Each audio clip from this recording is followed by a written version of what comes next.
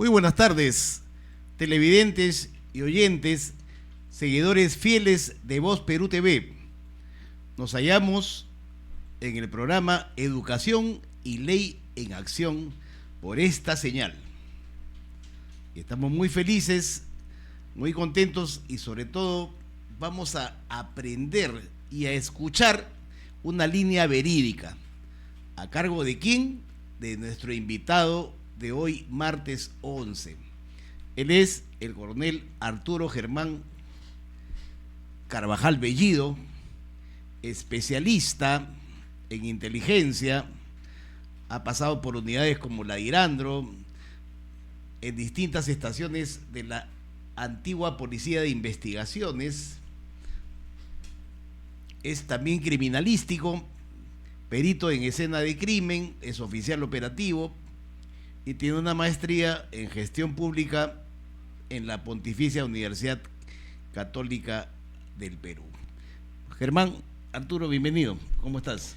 Bienvenido a este programa. Gracias, Néstor, y agradeciendo por la especial invitación para tratar temas de interés general. Perfecto. Bien.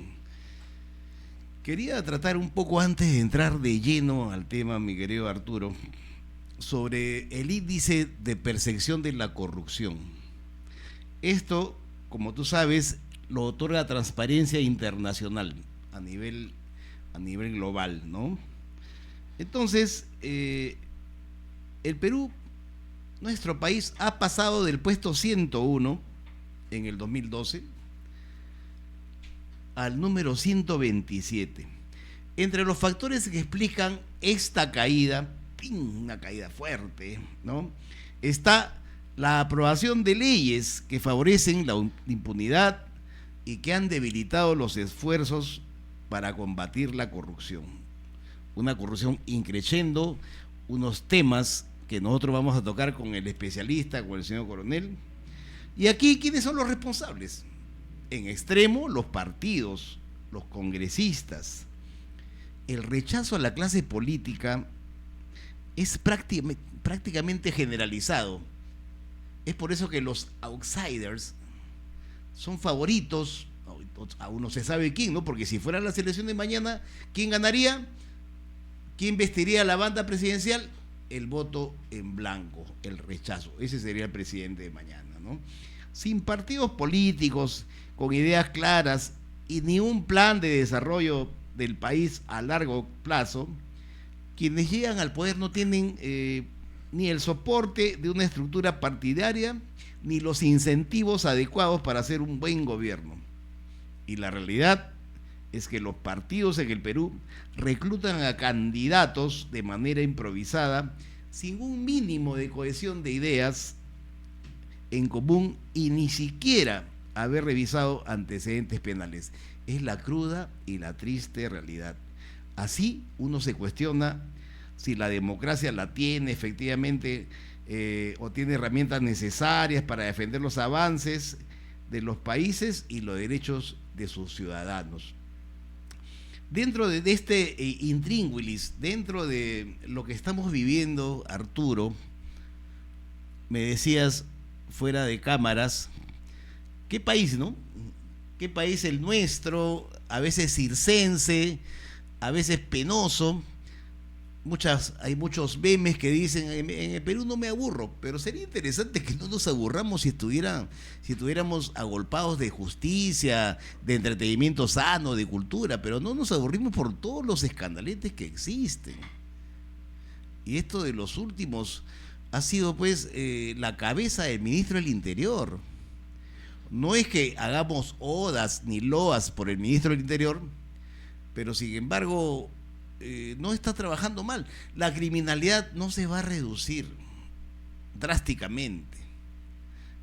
En fin, hay imponderables donde se observan algunos cuadros que posee, pero en sí el problema existe con los actores de justicia, ¿no?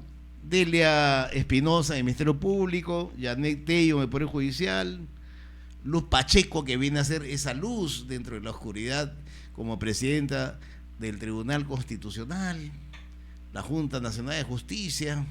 ¿Qué pasa, Germán, con todos estos actores ahí en tu síntesis, en tu comentario, por favor, de un experto? Bueno, creo que podríamos empezar señalando de que ese índice de percepción de la corrupción, que ha variado, se sostiene en hechos que son falaces. Mencionabas, por ejemplo, una serie de leyes que supuestamente ha promulgado el Congreso, donde se ha favorecido al crimen organizado. Eso no es cierto. Okay, como lo han sostenido diferentes juristas. Ocurre, por ejemplo... Entonces, ¿quién nos vende eso o ya sabemos quién? ¿Quién vende eso de que el Congreso está fabricando leyes únicamente para favorecer a la minería ilegal, al crimen organizado, a bandas? Hemos visto declaraciones, pronunciamientos del Ministerio Público en forma corporativa y también a través de sus voceros y de la propia fiscal de la Nación. Los argumentos son falaces, son falsos, como decía hace un momento. También lo ha hecho de igual forma la presidenta del Poder Judicial. Eso no es tan cierto. Vamos a tocar, por ejemplo, la ley de crimen organizado. Incluso ha habido marchas, movilizaciones, porque el Congreso había hecho una modificación en la ley de crimen organizado. Estas campañas, dirigidas por algunos medios de comunicación, afines a los que denominamos hoy caviares, o un sector de la izquierda, han venido sosteniendo estas falsedades. Por decir, se decía de que se ha favorecido al crimen organizado con la modificación de esa ley. Pero no nos dicen que la Corte Suprema emitió jurisprudencia y señalando de que había que interpretar la ley de crimen organizado. ¿En qué sentido? Primero, hizo una distinción entre lo que son bandas criminales y organización criminal. Nada de eso nos han dicho, pese que la Corte Suprema, el máximo órgano de justicia, se había pronunciado hace varios años. ¿Sobre lo mismo? Claro. Entonces, ¿por qué? Ese es el escenario jurídico.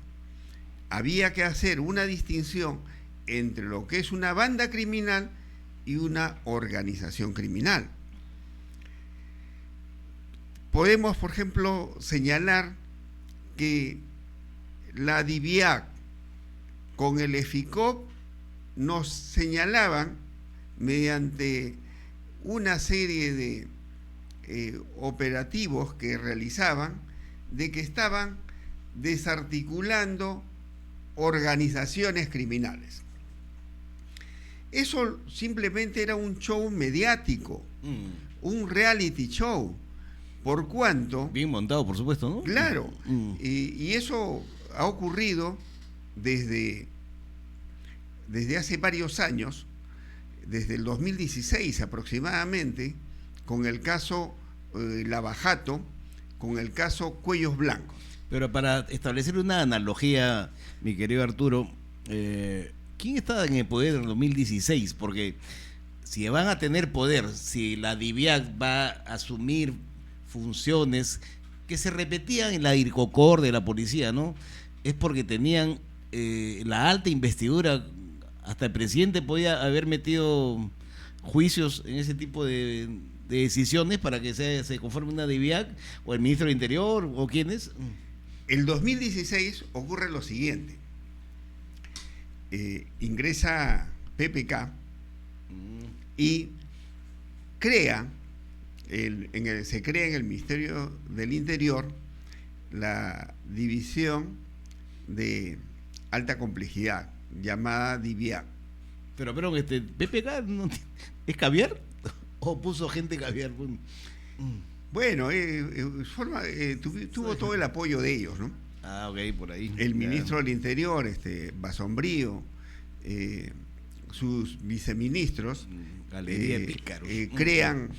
crean esta unidad y en el caso de PPK fue víctima de esta propia unidad. ¿Por qué? Porque empoderan a los fiscales y también esto permite que detengan, por ejemplo, a PPK por estar implicado en actos de corrupción. Es cierto, él estaba vinculado a actos de corrupción. La puerta giratoria, ¿no? Pero, ¿qué es lo que ocurre? Algo que es fácil de constatar. PPK tenía una serie de actos delictivos que había hecho y para que ¿Como presidente o como ministro de Economía? Como ministro de Economía. Okay. Entonces, ¿qué es lo que hace el Ministerio Público? Establece que PPK había conformado una organización criminal. ¿Quiénes eran los integrantes de la organización criminal? ¿Quiénes serían? ¿No? Era él, su secretaria y su chofer.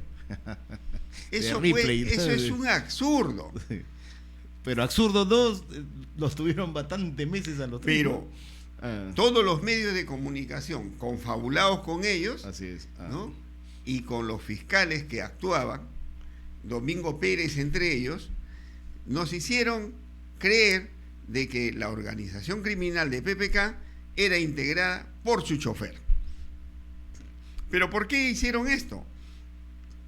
Porque necesitaban tener a 3 personas para que se configure lo que es una organización criminal.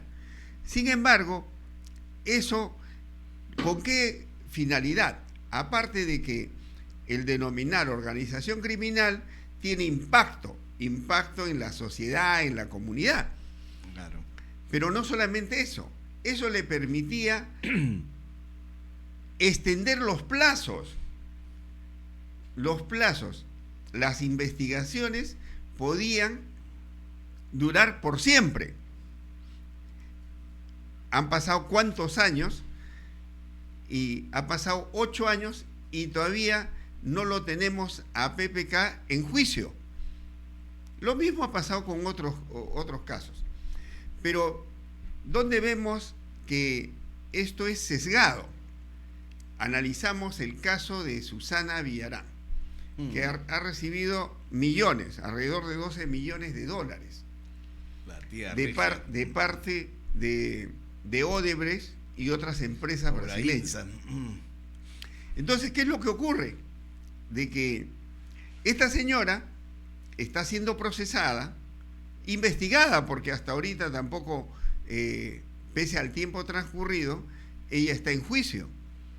¿Y qué nos dicen? En el caso de ella, no existe organización criminal para haber podido recibir 12 millones de dólares. Entonces, vemos... ¿Y cuántos años van? Y vemos que la señora está en su casa. Está en Arica. ¿No? Bueno, ya no tiene piscina, pero... ¿Ya? Está en su casa veraneando, ¿no? Mientras otras personas, por casos menores están con prisión preventiva. Pero vamos a ver un poco el pasado. Su pasado político de izquierda. Y fue la fundadora del IDL. Resulta que ser integrante del IDL confirmaría que gozan de impunidad.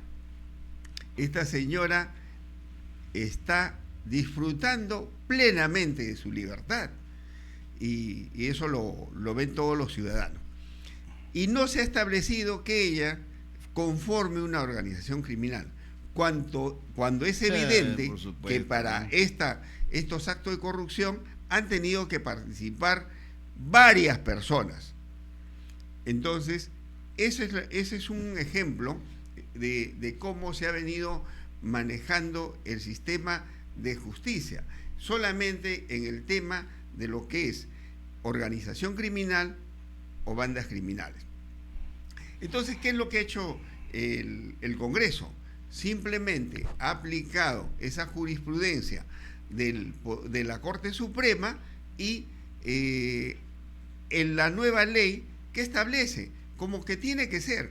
No puede ser de que una persona con su esposa y sus hijos y su hijo, ¿no?, conformen una organización criminal.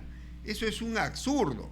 Las organizaciones criminales, como están establecidas en el mundo, tienen que ser pues organizaciones que tienen toda una complejidad, tienen pero aún así, Germán, perdón que te interrumpa, aún así pasó, ¿no? Pasó como organización criminal, tuvo 36 meses de prisión domiciliaria, pero Pablo Kuczynski, la secretaria, el chofer, era un ridículo, irrisorio, pero ya estaba escrito, estaba normado. ¿Qué país? ¿Qué ha pasado? ¿Qué pasó? Luego de toda esta... de todo el proceso de investigación, porque todavía el caso de PPK no está en juicio, se iluminó el juez que estuvo a cargo. ¿Y qué determinó? Como era obvio que el chofer simplemente hacía mandados, hacía los pagos domésticos. Eso que es tan evidente, lo señala el juez y lo ha excluido del proceso. ¿Después de cuántos meses? ¿Después de cuántos años? ¿Y qué ha pasado? Este señor perdió su trabajo. Una persona humilde. Su esposa falleció. Se ha tenido que ver, no podía, por el escándalo, no podía conseguir trabajo, aparte de que su imagen... en un hecho en el cual no tiene ninguna participación, recién ha sido reivindicado. Pero ¿cuántos años han pasado? 8 años. ¿Cuántos años? ¿No? Entonces, esa es una de las leyes. La otra ley que está viendo el Congreso, obvio, es con relación a la detención preliminar.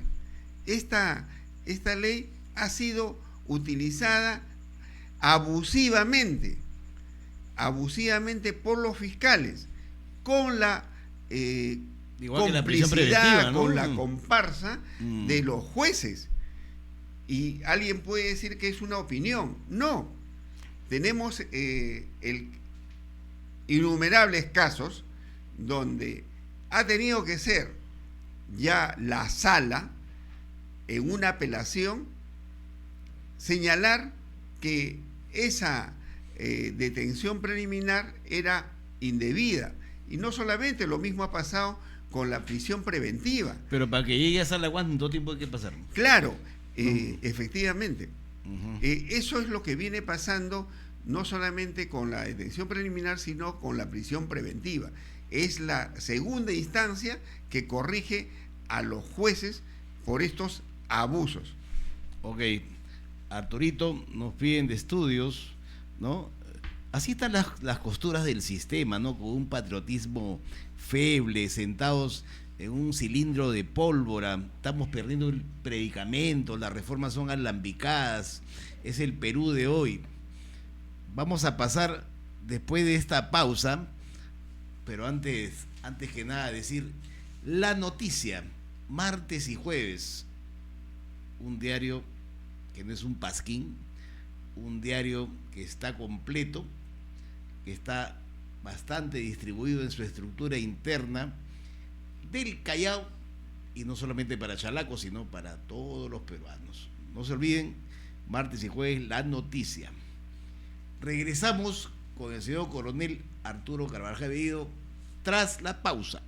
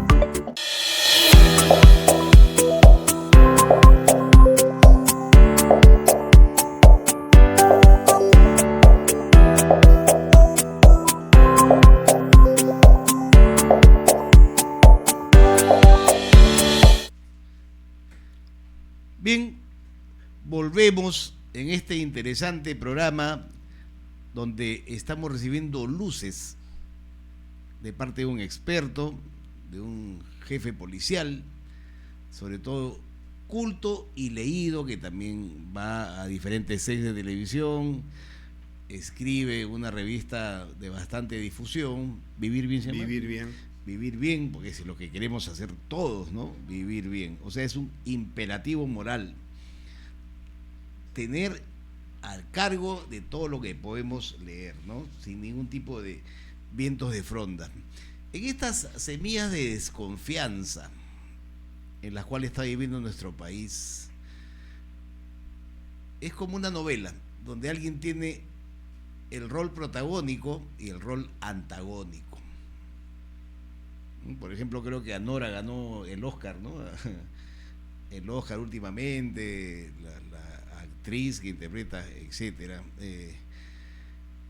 ¿Quién?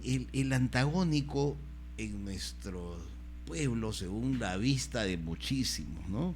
Súbitamente los regímenes populistas se vuelven apasionados de la etimología. Wow, ¿no? ¿Qué significa esto? ¿Qué significa el otro? Se llena la boca con el origen de la palabra democracia. Demos pueblo, gratos poder. Pero son todos menos democráticos. Víctor Orbán, por ejemplo, representa lo que Chávez o AMLO en México encarnan. Es una combinación de monocracia, el gobierno de uno, caquistocracia, ¿no? Viene de cacos, viene de caquisto, el peor, término que comenzó a usarse en la Inglaterra del siglo XVII para designar el gobierno de los peores. ¿Estaremos en una caquitocracia? Más o menos, ¿no? Y la oclocracia que es la muchedumbre. con todo lo que estamos viviendo, mi querido Arturo, no es que vayamos a definir un tipo de cracia, ¿no? Pero sí es prematuro, y digo por la cantidad de tiempo que posee la fiscal de la Nación, última, tendrá unas semanas nada más, ¿no? Tiene semanas. Tiene semanas. ¿Cuántas denuncias, acusaciones constitucionales, que es el término perfecto, posee? ¿Y están bien establecidas, te parece tú, de que se está vulnerando la democracia porque atacan a la fiscalía? ¿O están bien fundamentadas esas acusaciones? Ese es el discurso que nos quiere vender algunos sectores, y con el apoyo de los principales medios de comunicación. La fiscal de la Nación es una persona que tiene serios cuestionamientos. Las acusaciones constitucionales que han sido presentadas son, trataremos alguna de ellas, por ejemplo. ¿Quiénes le han presentado acusaciones a la señora, el ministro de Interior? Una, ¿no? O dos. Creo que claro, dos, ¿no? Pero vamos a ver las más importantes. A ver. Una de ellas es cuando la fiscal de la Nación presenta una acusación constitucional contra 11 congresistas.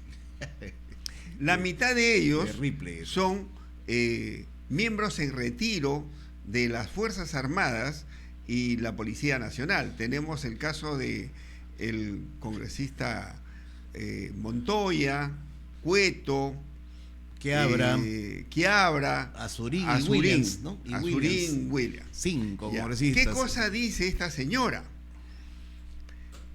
De que ellos, al haber votado en la Comisión de Justicia una ley que los va a favorecer, en el cual las personas que reciben una pensión pueden recibir una remuneración. Lo que señala la fiscal de la Nación es una falsedad, es una mentira. Una metida de pata tremenda. ¿Por qué? Porque ya se había pronunciado la Corte Suprema de la República y el Tribunal Constitucional. La pensión no es una remuneración. Consiguientemente, las personas pueden, luego de haber acabado su ciclo en una institución, recibir una pensión. Pero creo, perdón, Arturito, creo que ella lo dijo el domingo, ¿no?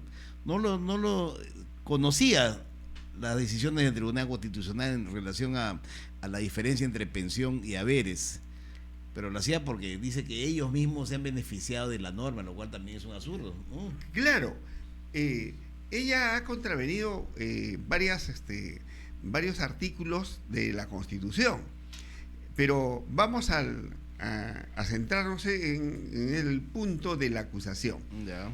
Dice de que ellos, al haberse favorecido, entonces están pasibles de haber cometido algunos delitos. Sin embargo, resulta de que su vocero recibe 2 pensiones y una remuneración del Ministerio Público. El monto que han señalado diversos medios de comunicación, su vocero, ¿no? El vocero recibe más de 60.000 soles. Ya eso creo que da una para que un panorama, puedan la opinión pública darse cuenta. Resulta de que este vocero, que es el vocero del Ministerio Público, diríamos, es el vocero de la fiscal de la Nación. En esta entrevista, como ya lo han señalado otros medios de comunicación un poco más serios y analíticos, la entrevista que tuvo el fin de semana la fiscal de la Nación, nos dice ella, toda enfática, de que los congresistas han cometido unos delitos y que todo está bien fundamentado. Pero a la conductora Sol Carreño no se le ocurrió preguntar, pese que es abogada, de que días después de presentar la acusación, y a su vez el Congreso acusarla constitucionalmente por esta denuncia que ella hace, el vocero, su vocero del Ministerio Público, dijo que habían enviado esa acusación para un debate. Eso es público. Quiere decir que ella acusa de delitos a los congresistas y después se rectifica diciendo se enmienda la plana, ¿no? ¿Ya? Se rectifica diciendo de que era para un debate sobre este tema. Entonces, lo que ella ha sostenido este fin de semana pues no tiene sustento, por más énfasis que ha señalado en la entrevista. Y además de ello, se conoce, y esta es la otra acusación constitucional seria contra ella, es haber archivado la denuncia sin haber hecho investigaciones contra el fiscal Pablo Sánchez, pese a que todos hemos visto su intervención irregular al momento de que un fiscal fue al local de IDL. Ella ha archivado esa denuncia, pero ¿qué se ha conocido? Se ha conocido que ya el fiscal Villena, su antecesor, había dejado el informe en el cual se establecía responsabilidad a Pablo Sánchez y pedían que sea acusado constitucionalmente. ¿Qué es lo que se señala? ¿Le salvó la cabeza entonces? Claro, pero lo grave, y está en la acusación, se señala que ella habría canjeado archivar la investigación para verse favorecida con el voto de Pablo Sánchez y ser elegida fiscal de la Nación. Entonces ahí estamos viendo... Ahí está el hilo de la madeja, ¿no? Ahí estamos viendo dos acusaciones. Dos acusaciones que tiene. Pero también en estos días hemos visto, y por primera vez en la historia reciente, de que se ha ordenado un allanamiento en el domicilio y otros lugares de un ministro de Estado. Y justo fue después de la entrevista de Sol Carreño hacia el ministro ese domingo, ¿no? Porque el lunes en la mañana, ¡pum! Claro. Claro, qué coincidencia. Y acá hay otras irregularidades. El allanamiento es luego de meses que vienen investigando un supuesto abuso de autoridad. El abuso de autoridad es un delito menor, las penas son de 3 años. Pero ¿qué ocurre? En los últimos años y en la historia reciente no ha existido un allanamiento por abuso de autoridad. El allanamiento se hace pues por graves delitos y se tiene que realizar, como señala el Código Procesal Penal, con la presencia de la Policía Nacional. Pero ¿qué es lo que han hecho? Pese a que todos conocíamos del allanamiento, y la propia fiscal lo ha dicho en su entrevista, de que se iba a realizar este allanamiento, se ejecutó sin la fuerza pública, es decir, sin la participación de la Policía Nacional. Pues está viciado, es nulo eso. Bueno, eso es cuestionable, pero más aún de que cuando uno ejecuta una medida es para obtener algo, pero como si ella dice que todos ya sabían que se iba a allanar ese inmueble, no tenía sentido haber solicitado el allanamiento. Entonces vemos cómo ella direcciona estas medidas, pero ¿Acaso lo hace contra la fiscal Marita Barreto, que evidentemente no justificaría el tener una propiedad que está valorizada en $500,000? ¿Acaso ha tomado alguna acción contra ella? O en todo caso contra los fiscales Rafael Vela, que tienen la misma situación, donde tienen propiedades que difícilmente van a poder justificar. Las investigaciones avanzan a paso de tortuga y no se toman acciones inmediatas. ¿O acaso ha allanado la casa de Pablo Sánchez, ¿no?, que estaba siendo investigado por haber intervenido en una diligencia fiscal? Y nos pasaríamos todo el programa señalando los múltiples casos donde hay una parsimonia, hay una lenidad, pero en otros son bastante ágiles, pero solamente son para realizar un show mediático.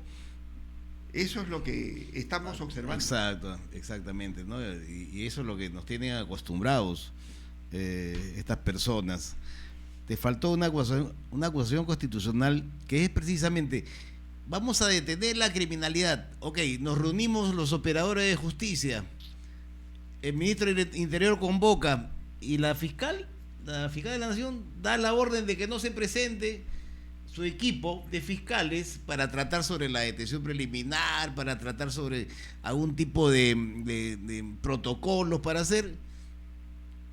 ¿Qué significa eso?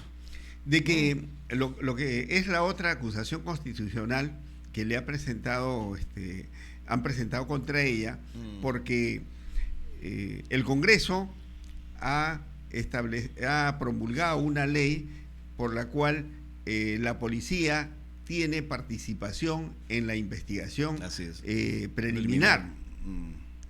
Sin embargo, luego de haberse promulgado la ley, han sacado un reglamento. El reglamento contraviene lo que dice la ley. Entonces, está establecido que hay una jerarquía. Una norma de rango menor. Una jerarquía hay una jerarquía en las leyes establecidas en lo que denominamos la pirámide de Kelsen. Entonces, una norma menor, como ha pasado con la Junta Nacional de Justicia anterior, la cesada, ¿no? Esa Junta Nacional de Justicia sacó un reglamento que contraviene la ley orgánica de la Junta Nacional de Justicia, y hace días el Tribunal Constitucional lo ha señalado. Entonces, podemos observar de que en lo que es el sistema de justicia se cometen una serie de abusos, arbitrariedades, peleas tremendas, como el propio Tribunal Constitucional lo ha dicho en el caso de Arsenio Oré, cuando un fiscal, ¿no?, Domingo Pérez, lo investigaba supuestamente por actos de obstrucción a él mismo. Entonces él era el perjudicado y resulta de que él se encargaba de investigar. Y eso hizo que se cayera todo sobre Keiko y sobre el caso Cauteles. El caso Cauteles no tiene, lo han dicho, no tiene asidero, no tiene sustento. No tiene sustento, y simplemente hemos visto durante 8 años o más de que se está utilizando políticamente. ¿Con qué finalidad? Con la finalidad de favorecer a los grupos políticos que ellos simpatizan, ¿no? Y por ejemplo, en el caso de los Cauteles, está por lavado de activos. Para el lavado de activos tiene que haber la procedencia del dinero o activos, ¿no? Tiene que ser ilegal. ¿Cómo va a ser ilegal haber recibido aportes de entidades financieras como el banco de crédito, pues, ¿no? o u otros empresarios. Así es. Entonces, nada de eso constituye, ¿no? Constituye, es por eso que han pasado 8 años y seguro que la audiencia ya estará cansada de estar observando pues. un reality show que no va a conducir nada. Mal llevado, ¿no? ya, pues sí. Y pues. yo creo que deberíamos aplicar, como hace en el programa El Aprendiz, lo hacía Donald Trump, ¿no? Yo creo que tiene que despedir, ¿no? Despedir a todos esos fiscales que lo único que han hecho es favorecer a la empresa Odebrecht, ahora que hemos conocido de ellos mismos, ¿no? Los acuerdos, ¿no?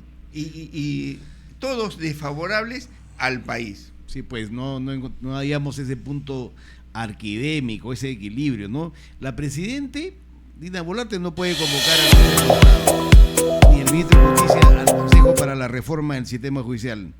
¿Por qué? Porque la fiscal de la Nación no asistiría, así de simple. Tampoco pueden hacerlo si la presidenta está acosada por investigaciones fiscales, algunas de ellas insustanciales. Si la vivienda del ministro de Interior es allanada sin base legal suficiente, y si el mismo ministro por su parte denuncia a la fiscal ante la Junta Nacional de Justicia y ante el Congreso, y la presidenta acusa a la fiscal de urdir un golpe blando, ¿no? Y si la fiscalía se retira a la mesa para definir el protocolo sobre investigación preliminar, luchas intestinas, ¿no? Que tienen que terminar porque de lo contrario seguiremos perdiendo contra este equipo fuerte y arrasador llamado criminalidad. La causa, la sabemos todos, mi coronel, es la infiltración, la causa de esta guerra es la politización, etcétera. Bueno, nos piden una pausa de estudios y volvemos en unos segundos al último bloque donde trataremos el esperado, ¿no? La esperada primicia sobre Harvey Colchado, el superhéroe, igual que Domingo Pérez, igual que Rafael Vela, que no es tal. Regresamos.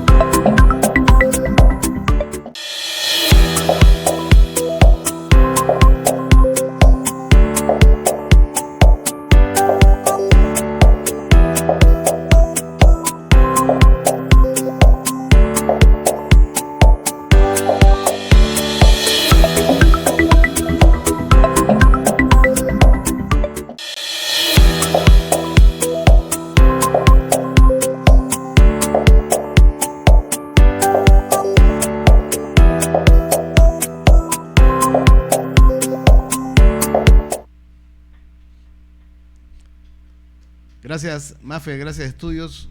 Buenas tardes, nos encontramos en este último tercer bloque con nuestro invitado, coronel Policía Nacional de Perú, Arturo Germán Carvajal Bellido. Ya hablamos de su expertise, ya hablamos de su afición, menos de los cómics, ¿no? Tu afición por los cómics, pero eso ya será motivo de otro momento, yo también la tengo. Durante muchos años, sobre todo estos últimos, la sociedad, la mayoría de diarios, ha inflado, ha exacerbado, le ha concedido méritos por derecha, por izquierda, por arriba, a don Harvey Colchado, coronel de la Policía Nacional del Perú. Todos lo conocemos, para tenerlo presente, fue de los que entró con el garete a la casa de la presidente Dina Boluarte en el caso Rolex, pero también entró a Palacio de Gobierno, ¿no? Cuando estaba el presidente Castillo, en fin, una figura casi endiosada por muchos, y lo decía antes del corte comercial, similar a los fiscales Juan Domingo Pérez y Rafael Vela, a quien se le dio tantas luces, a quien se le dio tanto presupuesto como también se lo dio a Harvey Colchado. Aquí no hay ojerizas, no existe un temperamento nocivo ni guerrero contra el señor oficial Harvey Colchado, pero sí hay que enhebrar un contrapunto fluido en relación a desmenuzar quién es este personaje, porque como personaje ya lo es. Como personaje ya lo es. Entonces, leía el artículo de mi invitado, un artículo bastante extenso, muy buen elaborado constructo, donde deposita en sus líneas el merecimiento que deberían haber sido realmente, y solicita también, ¿no?, de que la Escuela Naval tenga el nombre de un punteño, porque es vecino de La Punta, que en paz descanse, la almirante Jean Pietri, y un oficial superior como Marco Castro Renwick, que hicieron muchísimo por la liberación de los rehenes y por el Perú. Pero ¿dónde entra el señor Harvey Colchado? Recordemos que el 16 de diciembre de 1997 se da la toma de la embajada, la toma de la residencia del embajador. Era año 96, fue hasta abril, pero aparece Harvey Colchado el 97. ¿Qué grado tenía? Alférez, y con unos cuantos días, por favor.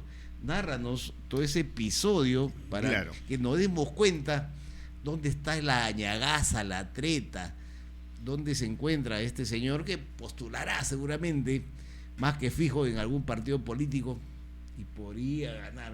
Todo pasa en el país. Por favor, Arturo. Bueno, hace unas semanas nos hemos enterado de que el Ministerio del Interior, a través de la Oficina de Control Interno, estaba investigando el presunto ascenso irregular a coronel de Harvey Colchado. Pero entonces, ¿él tenía más que un solo ascenso distinguido o ha tenido otro? Bueno, él asciende de mayor a comandante por acción distinguida. Mira, no lo sabía. Y luego de eso vuelve a ser ascendido de comandante a coronel por el caso de la operación de liberación de rehenes del año 1997. Ok.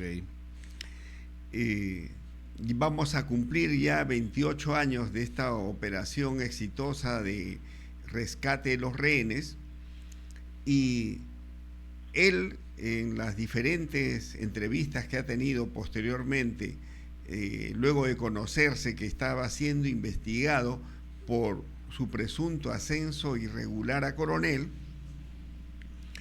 él nos ha señalado de que era un analista y que cumplió un papel protagónico. Eso es falso. ¿Y por qué es falso? Porque... ¿Qué es un analista, Arturo? Para tener más claro, ¿un oficial con 27 días de servicio en el grado puede ser un analista? Primero, para trabajar en inteligencia se requiere haber hecho cursos de inteligencia. Claro. Él, a los 6 días de egresado, pasa a prestar servicios en la Dirección contra el Terrorismo, que a su vez estaba haciendo labores de inteligencia alrededor de la residencia del embajador de Japón, donde estaban los rehenes. ¿Qué nos ha dicho él? De que fue asignado a las 2 semanas al Servicio de Inteligencia Nacional, y que él analizaba la información y bueno, tenía que reconocerlo, la información que obtenía la Dirección contra el Terrorismo. Entonces es una verdad a medias, porque la labor de inteligencia la realizó la Dirección contra el Terrorismo. ¿Y por qué? Porque tenía los equipos, tenía el personal capacitado para realizarlo, además de que contaba con el apoyo de la Central de Inteligencia Americana, la CIA, que proporcionaron los micrófonos. Entonces, una vez que se toma la embajada, lo fundamental era conocer qué es lo que pasaba en su interior. No se conocía quiénes eran los integrantes, cuál era el número de terroristas que se encontraban, qué armamento tenían, dónde se encontraban distribuidos, qué medidas de seguridad habían tomado. Y fue un brillante oficial, un héroe de la democracia, que por haber participado en la captura del terrorista Abimael Guzmán, a él le encomendaron, que realizaba experto en inteligencia, y a él le encomiendan de que logre introducir micrófonos, aparatos de escucha en una residencia tomada por un grupo de terroristas del MRTA. Es una labor casi imposible por la serie de medidas que ellos tomaban. Sin embargo, en base a su estrategia, en base a su ingenio, él logra introducir estos equipos de escucha, de tal manera que, contando con un insigne marino, el almirante Gianpietri, él da toda la información de lo que ocurría en el interior de la residencia. Esta información tenía un grupo de la DINCOTE que trabajaba las 24 horas, en 3 turnos. Ellos escuchaban, grababan la información recibida, el audio, y luego de eso lo transcribían. Diariamente se enviaba un informe ejecutivo a los altos mandos. La distribución era para todos los altos mandos, ejército, de la presidencia de la República también. Ya, claro, los altos mandos del servicio, de los altos mandos, a través de los canales de inteligencia. Entonces, ¿qué ocurre? De que esta información llega al jefe de facto del SIN, Vladimiro Montesinos, y él quiere llevarse a ese personal para tener un manejo directo de la operación. ¿Y qué es lo que hace la Dirección contra el Terrorismo? No va a mandar a enviar a sus mejores cuadros. Envió a los a los flamantes alfereces que habían llegado. Eran 3 alfereces. A ellos 3 los pone a disposición del Servicio de Inteligencia.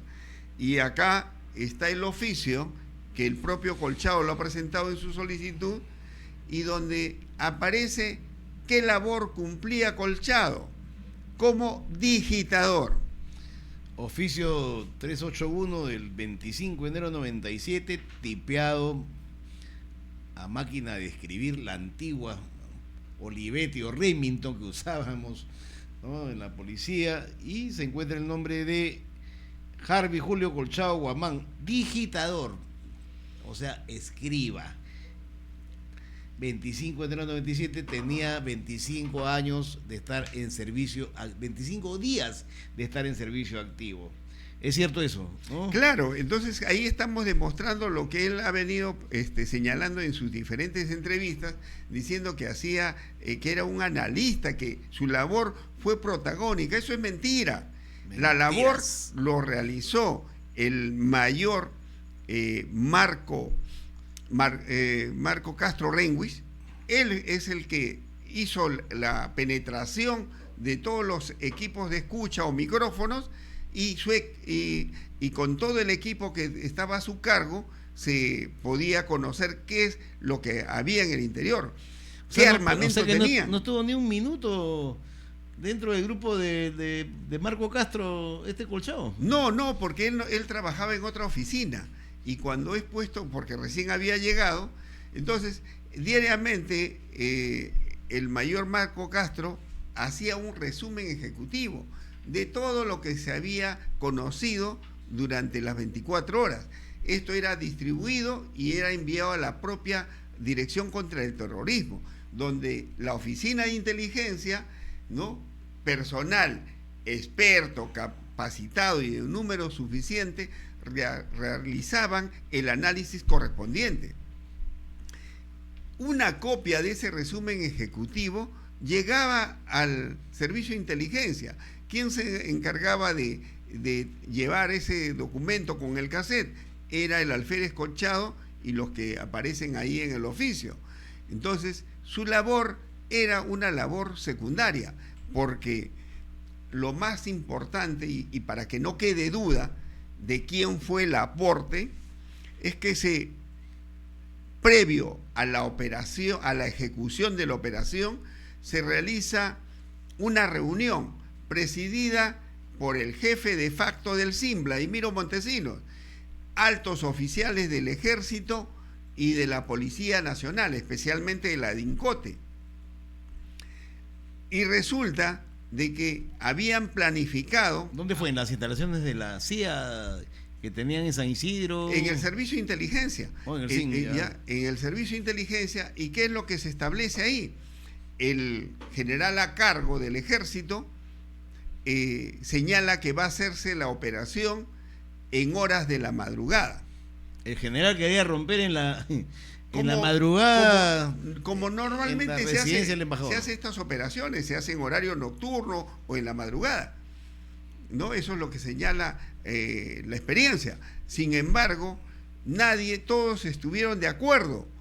Sin embargo, todos estaban de acuerdo entonces para romper. El mayor Castro, que era el que tenía a cargo la información, mayor policial, la recepción mayor de la Policía Nacional, Marco Castro Renguis, él interviene de manera inusual, porque los altos mandos nadie intervino, todos estuvieron de acuerdo, y le hace conocer a ellos de que el almirante Gianpietri había señalado que la operación tenía que realizarse en la tarde. ¿Por qué en la tarde?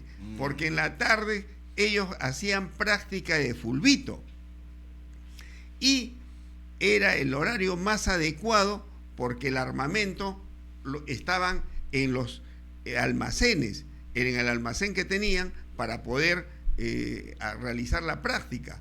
Entonces era el horario más adecuado, y porque si lo hacían de noche o en horas de la madrugada, los rehenes eran puestos en las puertas para garantizar que si hubiera una incursión, ellos fueran las primeras víctimas. Esta oportuna intervención del mayor Castro hace que ubiquémonos, Arturo, en un hipotético escenario de que el mayor de la Policía de Investigaciones, Castro, no se paraba y todos los militares, la fuerza de élite, los comandos, iban a actuar de noche. Iba a ser una matanza. Iba a tener graves consecuencias y los primeros afectados iban a ser los rehenes. Entonces, al tomar conocimiento Vladimiro Montesinos de esta información que recién la conocía, él ordena que se reformule el plan y eso es tan cierto de que el operativo de rescate no se realizó en la noche ni en la madrugada, sino se hizo en horas de la tarde, alrededor de las 3 de la tarde o momentos antes de las 3 de la tarde. Así es. Y el resultado es exitoso, reconocido a nivel internacional. Entonces, la participación de el coronel Colchado, pues, irrelevante en esta operación. Y prueba de eso es que, por ejemplo, nos entrega una constancia. ¿Son documentos que has adquirido tú o están...? Esos están en el expediente administrativo y judicial. Esta constancia... Que ya la puso en pantalla. Para ser oficial, tendría que tener los sellos. Y no tiene ningún sello. Mafer, no tiene membrete, no tiene el sello redondo, no tiene la postfirma ni del jefe. Y si comparamos ambos documentos, el oficio, que son coetáneos, ¿no?, vamos a darnos cuenta que la constancia, a todas luces, es de fecha posterior, de fecha, calculamos, en base a la solicitud que él hizo, debe ser del 2005. Lo que está en pantalla es la constancia que está entregando el coronel, donde el capitán de comunicaciones Fernández Gutiérrez certifica que el aferes Colchado, el 25 de enero del 97, demostrando elevado profesionalismo, participó en acciones de inteligencia electrónica en la operación Chagrin de Wander, cosa que es un burdo, cosa que es un bulo, cosa que es mentira. Entonces lo que estamos tratando es que esa mentira lo ha llevado a ascender hasta el alto grado de coronel. ¿Y qué pasa de que está fechado ese documento en 97? Si vemos el documento ha sido impreso en una computadora, a diferencia del oficio con el que él fue puesto a disposición. Exacto. Porque no era común tener ese tipo y para hacer un documento oficial tiene que tener los sellos.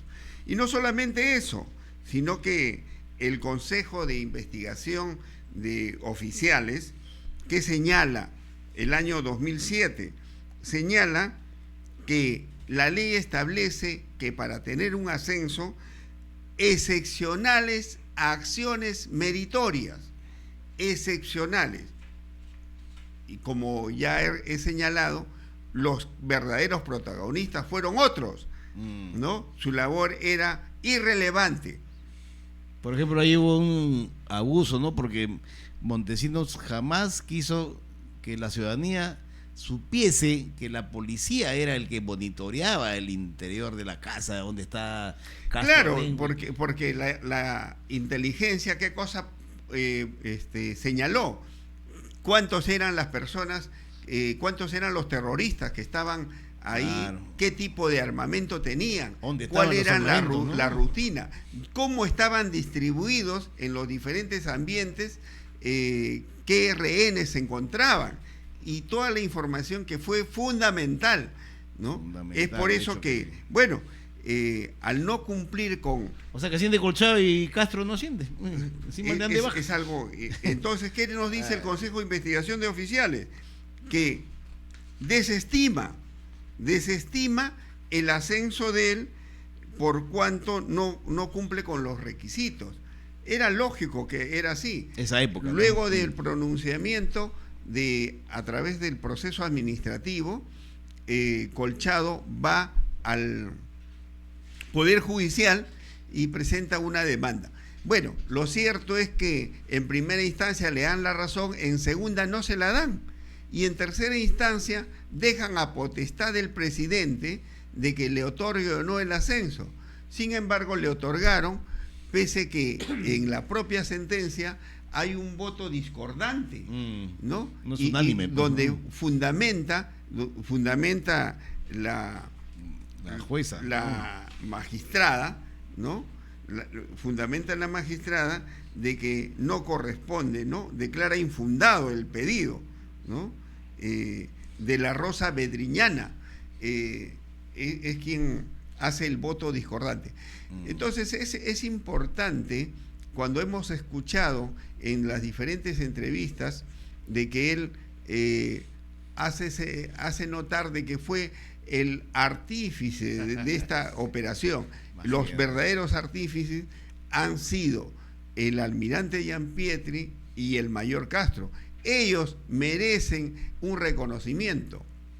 En el caso del almirante Gianpietri, yo en el artículo que he publicado en la revista Vivir Bien, señalo de que correspondería que la Escuela Naval lleve el nombre de este insigne oficial de la Marina.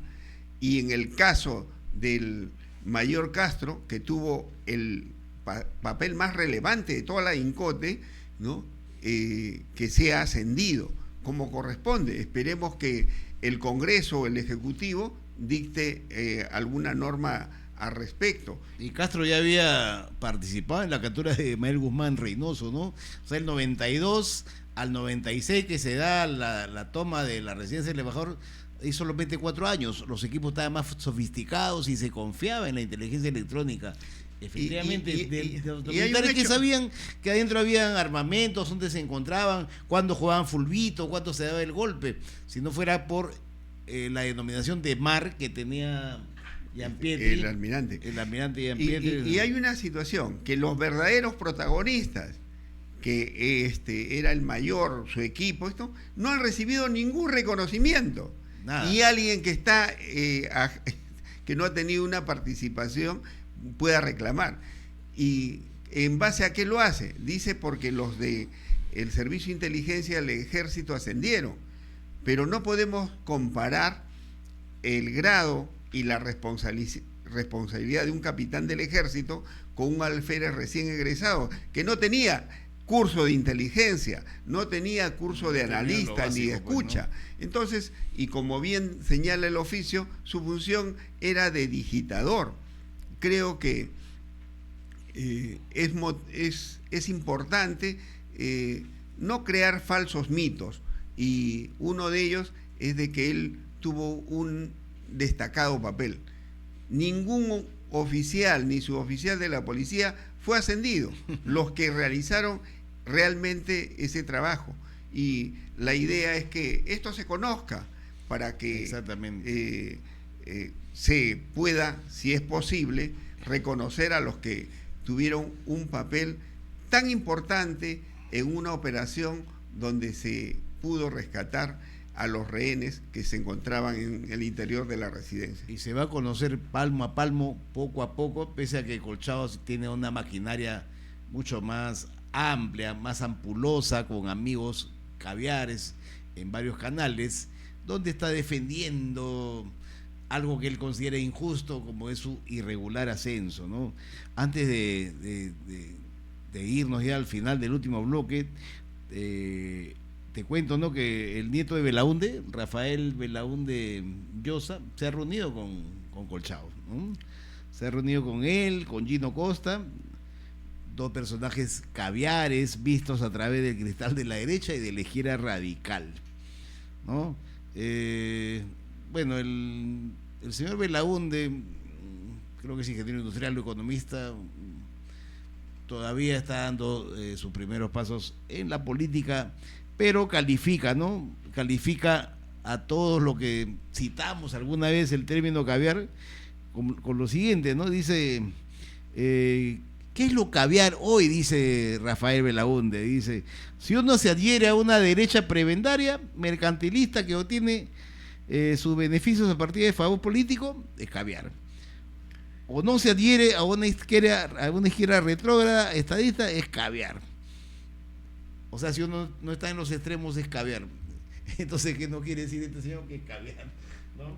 Así es. Bueno, ya lo veremos en la política, pero hay que hacer la lucha, hay que seguir abriendo los ojos a la persona. Y fíjese los comentarios, ¿no? Increíble, irrisorio, lo que hacen muchas veces los jueces. El señor Pablo dice: no andan a tiempo. Un saludo a Walter Flores ante España. ¿Por qué no sacan a la fiscal de la nación? ¿Usted estaría a favor que expulsen a los fiscales actuales? Luchas que no ayudan a las personas. Entonces dice Hilda: bueno, ¿también participaron los policías? Sí, Hilda, por supuesto que participaron, como has escuchado del coronel, con la mejor disposición y el mejor de los resultados, ¿no? Alejandro Montalvo, porque él los mienten, él nos respeta. Gianpietri Castro merecen el reconocimiento del pueblo. Gabriela Alexandra, y en fin, una decena más de comentarios, ¿no? Acá Luis Astorga, marino él, según la foto, dice: Gianpietri debe ocupar un alto cargo en la actualidad.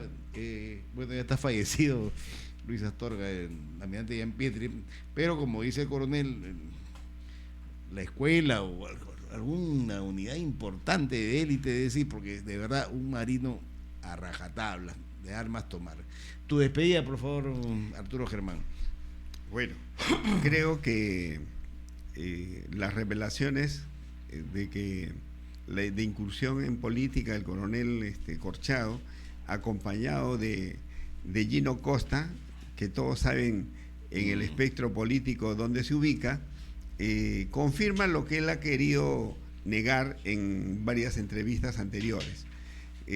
Consideramos de que, como están comentando, creo que se debe impulsar que la escuela naval lleve el nombre del insigne almirante Gianpietri como un reconocimiento a su valentía, coraje, cuando estuvo de rehén en la embajada, en la residencia del embajador, y en el caso del mayor Castro Renguis, creo que el Estado, el gobierno, el Congreso debería otorgarle su ascenso por su meritoria y excepcional participación.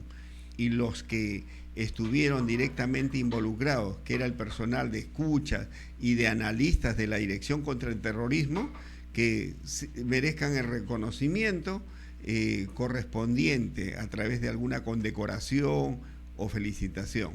Creo que esa es una reflexión y es importante que la ciudadanía conozca quiénes fueron realmente los que tuvieron un protagonismo en la liberación de los rehenes, al igual que los comandos que hicieron la incursión en la residencia.